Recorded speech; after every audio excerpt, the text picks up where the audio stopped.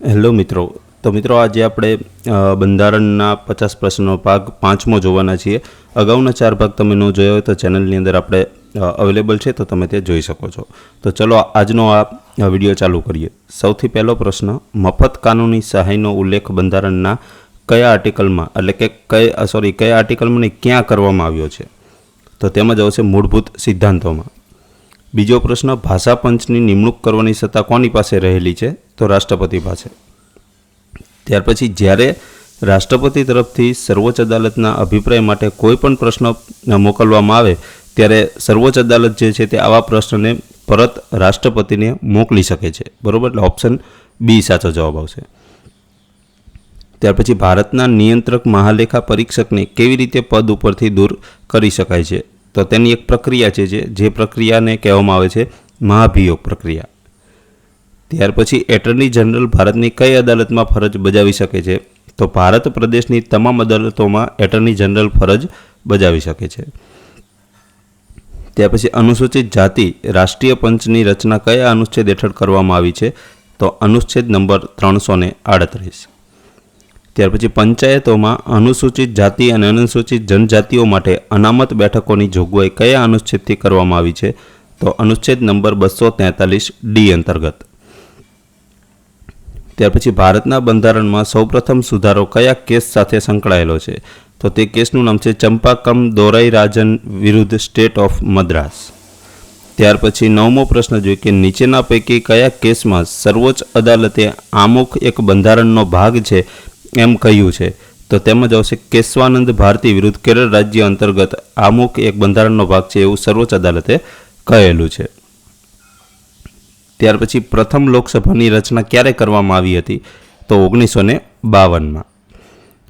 ત્યાર પછી નીચેના પૈકી કઈ જોગવાઈ હેઠળ જીએસટી કાઉન્સિલની રચના કરવામાં આવી છે? તો અનુચ્છેદ નંબર 297A સુધારો કરીને જીએસટી કાઉન્સિલની રચના કરવામાં આવી છે. ત્યાર પછી મુખ્ય માહિતી કમિશનર અને માહિતી કમિશનરોની નિમણૂક કરવા માટે રાષ્ટ્રપતિને ભલામણ માટેની સમિતિના અધ્યક્ષ કોણ હોય છે? તો તેના અધ્યક્ષ હોય છે પ્રધાનમંત્રી. ત્યાર પછી લોકસભાના પ્રથમ સ્પીકર કોણ હતા? તો ગણેશ વાસુદેવ માળવંકર. ત્યાર પછી રાષ્ટ્રપતિ સંસદમાં મહત્તમ કેટલા સભ્યોની નિમણૂક કરી શકે છે? તો 2 લોકસભામાં એંગ્લો ઇન્ડિયન અને 12 રાજ્યસભામાં એમ કરીને ટોટલ થશે 14. એટલે 14 સભ્યોની નિમણૂક રાષ્ટ્રપતિ દ્વારા સંસદમાં કરવામાં આવે છે. ત્યાર પછી ભારતમાં રાજ્ય ક્ષેત્રમાં ગમે તે ભાગમાં નિવાસ કરવાનો, વ્યવસાય કરવાનો, કામકાજ, વ્યાપાર, નોકરી કરવાનો હક ભારતના બંધારણમાં કયા આર્ટિકલમાં જણાવવામાં આવ્યો છે? તો તેમાં આર્ટિકલ આવશે આર્ટિકલ નંબર 19. ત્યાર પછી ધરપકડ કરાયેલ વ્યક્તિને ધરપકડથી 24 કલાકમાં નજીકના મેજિસ્ટ્રેટ સમક્ષ રજૂ કરવાની જોગવાઈ કયા અનુચ્છેદમાં કરવામાં આવી છે? તો તેમાં જ આવશે અનુચ્છેદ નંબર 22માં. ત્યાર પછી મૂળભૂત ફરજોની જોગવાઈ કોને લાગુ પડે છે? તો ભારતના દરેક નાગરિકને લાગુ પડે છે. ત્યાર પછી જાહેર મિલકતનું રક્ષણ કરવું અને હિંસાનો ત્યાગ કરવો એ બાબત શામાં દર્શાવવામાં આવી છે? તો મૂળભૂત ફરજોમાં. બંધારણની જોગવાઈને ધ્યાને લઈને લોકસભામાં મહત્તમ બેઠો કયા રાજ્યને ફાળવવામાં આવી છે? તો તેમાં જવાબ છે ઉત્તર પ્રદેશમાં. લોકસભાની ચૂંટણીઓ પુખ્ત મતાધિકારને ધોરણે કરવા બાબતની જોગવાઈ કયા આર્ટિકલમાં કરવામાં આવી છે? તો આર્ટિકલ નંબર 326.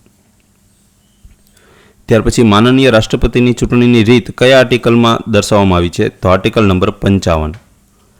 ત્યાર પછી સર્વોચ્ચ ન્યાયાલયની મૂળ હકુમત અંગેની જોગવાઈ કયા આર્ટિકલમાં છે? તો આર્ટિકલ નંબર 131. સંવિધાનની જોગવાઈઓ મુજબ પંચાયતો માટે નાણાં આયોગની રચના કરવા બાબતેની જવાબદારી કોને સોંપવામાં આવેલી છે? તો તે જવાબદારી સોંપવામાં આવેલી છે રાજ્યપાલને.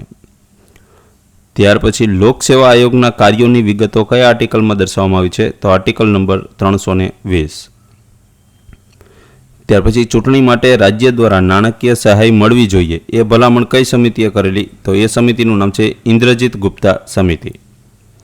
કોઈપણ વ્યક્તિને ધર્મ, જાતિને કારણે નીચેના પૈકી કયા સ્થળે પ્રવેશ રોકી શકાય છે? તો એક પણ સ્થળે જાતિ, ધર્મના કારણે રોકી શકાતા નથી. ત્યાર પછી એટર્ની જનરલના હોદ્દાની મુદત કેટલી હોય છે? તો રાષ્ટ્રપતિની મરજી હોય ત્યાં સુધી એટર્ની જનરલ પોતાની હોદ્દા ઉપર રહી શકે છે. ત્યાર પછી પાર્લામેન્ટમાં બંને ગૃહો પૈકી કોઈ પણ સભ્ય પોતાનું સભ્યપદ ક્યારે ગુમાવે છે? તો કે જ્યારે અન્ય દેશનું નાગરિકત્વ લે ત્યારે તે સભ્યપદ ગુમાવે છે, તેને સક્ષમ દ્વારા અસ્થિર મગજનો જાહેર કરાય ત્યારે અને નામદાર કોર્ટ દ્વારા તેને નાદાર જાહેર કરવામાં આવે તો તે પાર્લામેન્ટનું સભ્યપદ ગુમાવે છે. ભારતના નિયંત્રક મહાલેખા પરીક્ષક રાજ્યના હિસાબોનો અહેવાલ કોને સાદર કરે છે, એટલે કોને આપે છે, તો કે રાજ્યપાલને. દરેક ઉચ્ચ ન્યાયાલયમાં ન્યાયમૂર્તિશ્રીઓની કેટલી સંખ્યામાં નીમવા તેની સત્તા કોની પાસે છે, એટલે કે ઉચ્ચ ન્યાયાલયમાં કેટલા ન્યાયમૂર્તિ નીમવા, કેટલી સંખ્યામાં નીમવા, આ સત્તા રાષ્ટ્રપતિ પાસે રહેલી છે. નાણાં આયોગમાં અધ્યક્ષ ઉપરાંત બીજા કેટલા સભ્યો હોય છે, તો અધ્યક્ષ ઉપરાંત 4, એટલે ટોટલ થશે 5. રાજ્ય લોકસેવા આયોગમાં અધ્યક્ષની નિમણૂક કરવાની સત્તા કોની પાસે છે, રાજ્યપાલ પાસે. ત્યાર પછી રાષ્ટ્રપતિ દ્વારા કટોકટીની ઉદ્ઘોષણા કરવાની જોગવાઈ ભારતના બંધારણના કયા અનુચ્છેદમાં કરવામાં આવી છે, તો અનુચ્છેદ નંબર 352માં. અનુસૂચિત આદિજાતિઓ માટે રાષ્ટ્રીય આયોગની રચના કરવાની જોગવાઈ કયા અનુચ્છેદમાં કરવામાં આવી છે, તો અનુચ્છેદ નંબર 338 કમાં. સંઘની કારોબારી સત્તા રાષ્ટ્રપતિમાં નિહિત થાય છે, આ બાબત કયા આર્ટિકલમાં જણાવેલી છે, તો આર્ટિકલ નંબર 53. ત્યાર પછી રાજ્યપાલની મુદ્દત સામાન્ય સંજોગોમાં કેટલી હોય છે, તો 5 વર્ષની હોય છે. રાજ્ય સેવાઓમાં ન્યાયતંત્રને કારોબારી તંત્રથી અલગ કરવા રાજ્ય પગલાં ભરશે, આ બાબત શેમાં દર્શાવવામાં આવેલી છે, તો રાજ્ય નીતિના માર્ગદર્શક સિદ્ધાંતોમાં આ બાબત દર્શાવવામાં આવેલી છે. ત્યાર પછી 38મો પ્રશ્ન કે એટર્ની જનરલ રાષ્ટ્રપતિની મરજી હોય ત્યાં સુધી હોદ્દો ધરાવશે. બીજું છે ઉચ્ચ ન્યાયાલયના ન્યાયાધીશ તરીકે નીમવાને લાયક હોય તેવી વ્યક્તિને એટર્ની જનરલ તરીકે નિમી શકાય. આ બંને વિધાનમાંથી સાચા વિધાન કયા છે, તો કે પહેલું અને બીજું બંને વિધાન સાચા છે. ત્યાર પછી સેન્ટ્રલ વિજિલન્સ આયોગમાં હાલમાં સેન્ટ્રલ વિજિલન્સ કમિશનર ઉપરાંત કેટલા કમિશનર કાર્યાન્વિત છે, તો તેમાં જવાબ આવશે 2.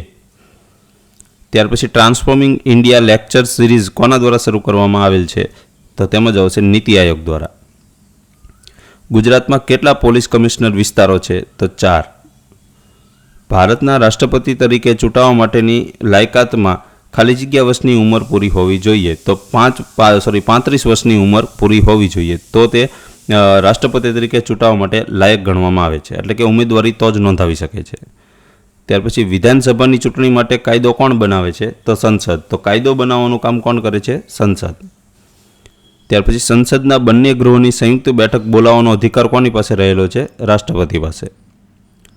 ત્યાર પછી બંધારણીય રીતે પ્રધાન તેમના સચિવ દ્વારા લેવાયેલા પગલાં માટે જવાબદાર છે, આવું કયા પંચે કહેલું, તો ચાગલા પંચે. ત્યાર પછી 73મો બંધારણીય સુધારો અનુસૂચિત વિસ્તારોને લાગુ પાડવા માટેનો કાયદો સંસદમાં ક્યારે ઘડાયો, તો 1996માં. કોઈ વ્યક્તિની નિમણૂક 2 અથવા 2થી વધુ રાજ્યોના રાજ્યપાલ તરીકે થઈ શકે એવી જોગવાઈ કરતો બંધારણીય સુધારો કયો છે, તો 1956માં. ત્યાર પછી કયા અનુચ્છેદની જોગવાઈઓ કટોકટી સમયે પણ યથાવત રહે છે, તો અનુચ્છેદ નંબર 20 અને 21, જેની અંદર આપેલી જોગવાઈઓ કોઈપણ જાતની કટોકટી લાગે તો પણ તે સ્થગિત કરી શકાતી નથી. ત્યાર પછી સંઘને માટે એક સંસદ રહેશે તેવી જોગવાઈ સંવિધાનના કયા અનુચ્છેદમાં કરવામાં આવી છે, તો અનુચ્છેદ નંબર 79.